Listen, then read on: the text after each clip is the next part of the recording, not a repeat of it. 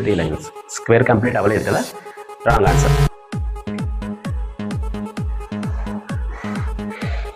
అమ్మా square triangle గీసా, triangle wrong answer.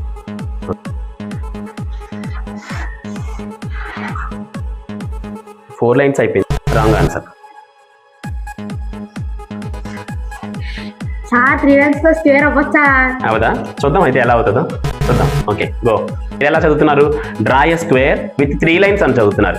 Draw a square with 3 lines. కానీ అలా కాకండి, ఇప్పుడు చదివి చూడండి. Draw a square with 3 lines. A square with 3 lines. అర్థమైందా? ఎవరు చేస్తారు? దమ్మ.